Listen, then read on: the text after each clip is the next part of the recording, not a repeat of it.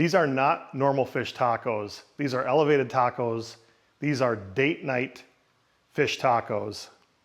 This is my coconut crusted American red snapper with a jicama slaw and a coconut curry sauce to finish it off. These are amazing tacos.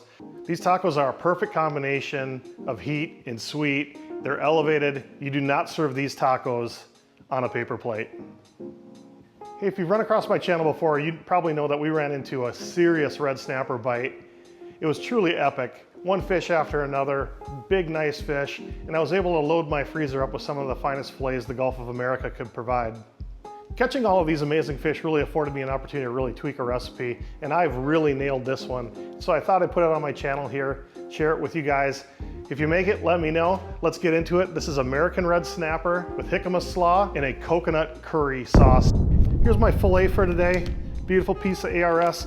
You can see it's vacuum packed. I vacuum pack absolutely everything I do. I label it, I date it, and I leave the skin on it. I just find that works best for me. There's not a better seal than its skin. And I never wash the flesh side with fresh water. I've just had a couple of old guys tell me that impacts or washes off the enzymes that are protecting the fillet. I just dab it with a paper towel to get it as dry as I can, get the slime off, and put it in. You know, I'm gonna listen to old guys if I hear the same thing more than once, and I definitely have on this occasion. So, beautiful piece. I think it's really good to keep all of your fish in one spot in your freezer. I'm sure we've all had that situation where we've got some bottom piece, it's unlabeled, we don't know what it is, we don't know how long it's been there, maybe it's all freezer burned. You know, if that happens to me once, that's too many. And so I try to keep everything together so that I can kind of see what condition it's in and know that I'm using up my older fish first. So anyway, let's get to removing the skin on this, and I'll get to making these tacos. All right, so the first thing I'm gonna do is start my jicama apple slaw. So I've got my jicama, and I'm gonna use a Granny Smith green apple. If you're not familiar with jicama, jicama can be found in the refrigerated root section of most grocery stores, kind of by like where it's the celery root and turnips. And honestly, every time I buy it, I have to tell them, hey, that's jicama. It's just not an ingredient that probably gets purchased a lot. It's a root vegetable, lasts a long time in your fridge before you use it. It has a taste, well, it's kind of like water chestnut, apple, radish got together on a rockin' Valentine's Day. Nobody talks about it, but you know, but everybody's happy you've got jicama. So I think jicama apple slaw really works perfect as the crunch element of my taco. Traditionally, I was using cabbage, and I just kind of got tired of having cabbage in the fridge. I would never eat it all. This jicama was 60 cents. This apple was $1. And it's just a little bit of a different flavor profile, which I think is really interesting. And I'm gonna use a really cool tool. You don't have to do it this way, but I'm gonna use a mandolin.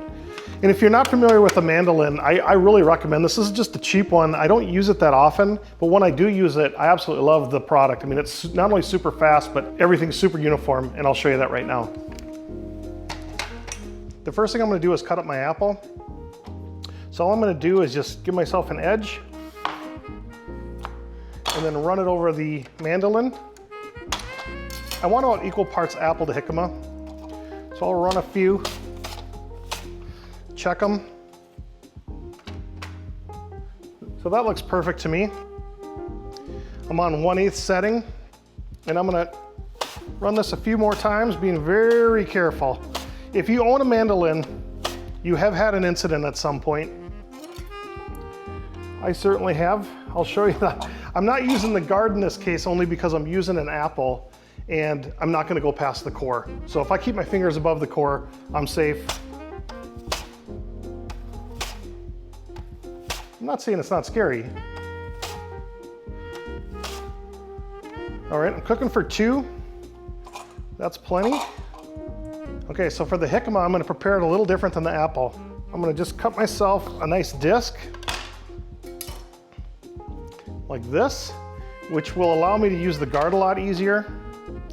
There is no such thing as red jicama. If you own a mandolin, you don't use the guard. You will start finding that there's red cheese, red onions, red potatoes. Trust me, everybody has an incident. Don't be afraid of it, but use the guard. So look at how I can just stick that right in there and just go. Let's see what we got here. Now, because I didn't peel that jicama, I'm gonna just come over here and knock the ends off. I got plenty here, so I don't have to be too worried about how much I yield. That looks pretty good to me. So all I've done is combine my Jicama with my apple. To dress this, I'm gonna just start with a squeeze of a lime.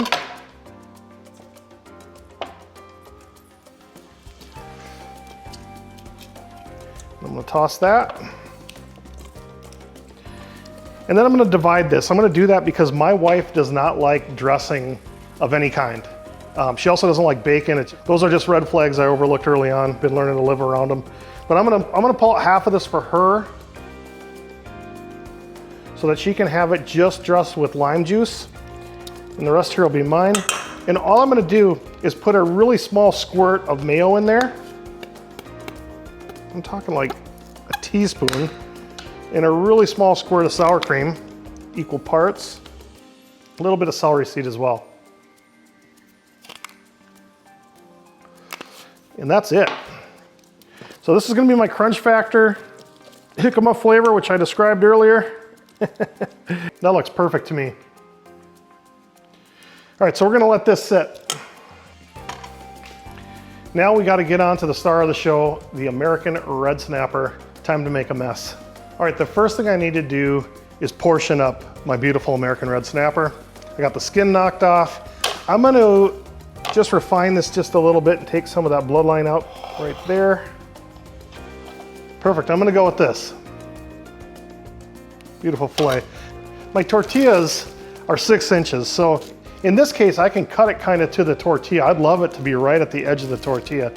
I'm gonna use that as my guide. And we'll first come right down the center here. Kind of make a couple sticks. That's pretty gorgeous. I mean, as somebody who loves to cook fish, that's exciting. And I'll do the same thing here. So now I've got 2 primary pieces, and these pieces are perfectly fine. They'll just cook a little faster, but they are not going to waste. That's definitely a taco and a half, I'd say, worth. So because I've got the luxury of such a beautiful piece, I'm gonna make one perfect. That's a perfect piece, and then one little imperfect, one a little smaller, then I'll just match them up with this guy. There we go. So I should have 1, 2, 3, 4 tacos right here. I've got your classic egg wash here with a twist. That twist is I'm using coconut panko. So I love using panko for any kind of fried fish recipe. It's just automatic crunch. The texture is perfect for me. I absolutely love it. And so we've always got panko, the regular stuff, and I saw this coconut, and actually was the inspiration for this recipe. I bought it, tried it, fell in love with it, and we're cooking it today. All right, the first thing I want to do with my protein is hit it with a little salt and pepper.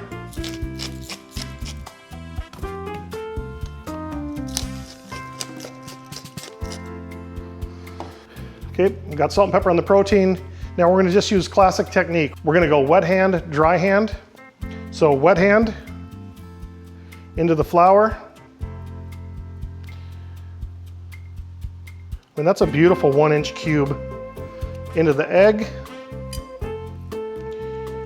And now the fun part, into the panko. Now I'll get my other hand involved.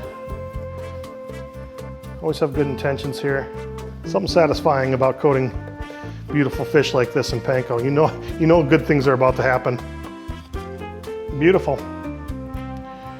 All right, let's rinse and repeat. Gotta love when a plan comes together. Okay, how do we do? I'm gonna clean this up and I'm gonna get to frying. I got a couple little more tricks I wanna show you and how I'm gonna fry up this amazing American Red Snapper. Give me 20 minutes in the shower. All right, I got my fillets ready to go. I'm gonna heat up my oil. So I'm gonna use a thermostatically controlled pan. I'm gonna set it for 350. When the light goes out, I know I'm 350. I could throw some water in there, and if it sizzles real good, I know it's hot, but I don't know how hot. So why not just use a thermostatically controlled pan? Now, you could use a thermometer here. This is so easy. This is not an expensive piece. I'm gonna put just enough oil in to cover the sides of the pan, and I'm using peanut oil for this. I've tried all the different oils. I've done research on inflammation, stuff like that. Peanut oil seems to be the sweet spot for me. I want it at 350. I want to know it's there. All right, the light just went off on the pan. We hit 350. Let's get these ARS in for the very last swim. I'm gonna go the thickest pieces first. Oh yeah.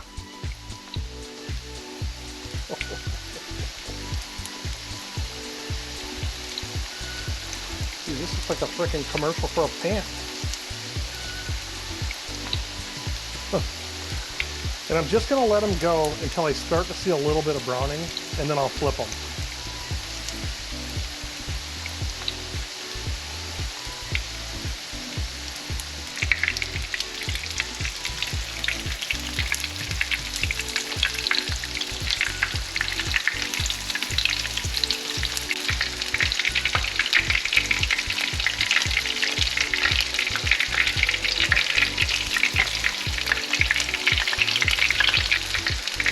You can see this one here is so thick, I'm gonna have to rotate it and cook it on its side.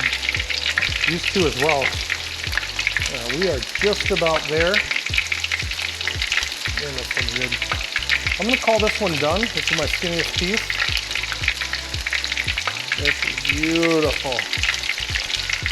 I'm really happy with the way this is looking. All right, I'm gonna call that done. Now I took out my two smaller pieces earlier. My two skinnier pieces cook faster. So one thing I'm gonna do is just get these setting aside on a paper towel.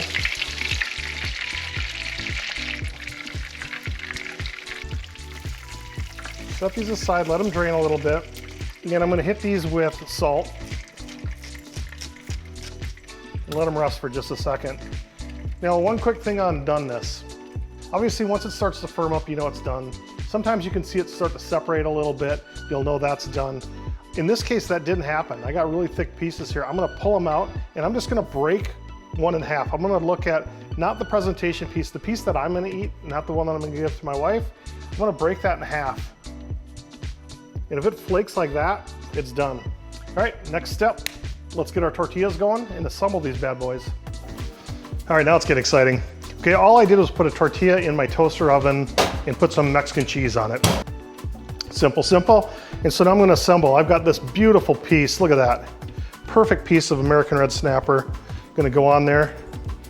I'm gonna drop my Jicama slaw on.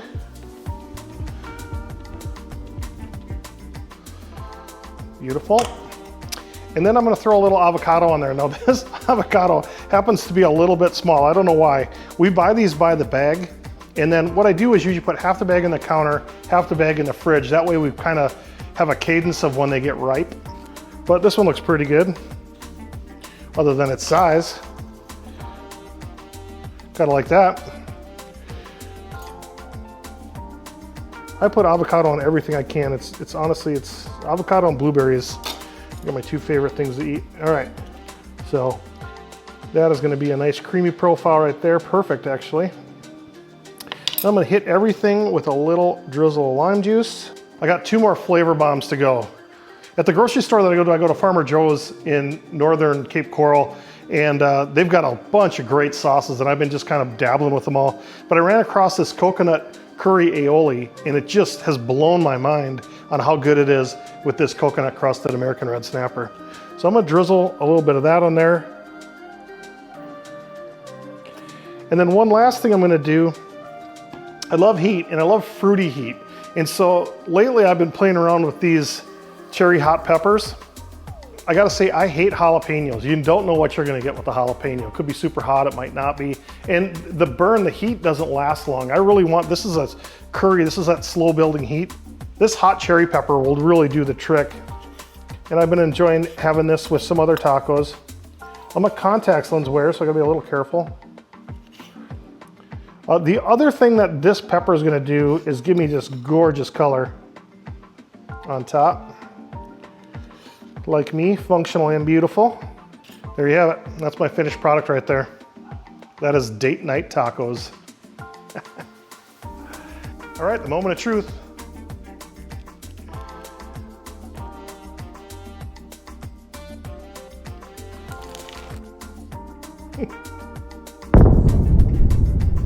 No sound effects. That's the actual crunch. Whoa. Sweet heat. I love this. Crunchy, creamy. Look at it, it's not dripping. This is a meaty taco. That coconut panko, it's unique. So this taco has some really awesome heat and sweet kind of running all the way through it. You've got sweet fish, that fish is a pretty sweet, mild fish. You've got sweet coconut panko. You've got sweet on that cherry pepper. You've got sweet in the apple of the Jicama slaw. And then you've got hot components with the cherry pepper, the Jicama, obviously the curry sauce. I think any restaurant would be happy to serve this. So my channel is obviously primarily a fishing channel. My second passion in life really is cooking. So I thought I would film this kind of special recipe, share it with the audience. If you make this dish or a variation of this dish, please make a comment. I'd love to hear from you. Hopefully this inspires you to try a different type of taco. This is the best I can do on a fish taco, ARS coconut crusted with Jicama slaw.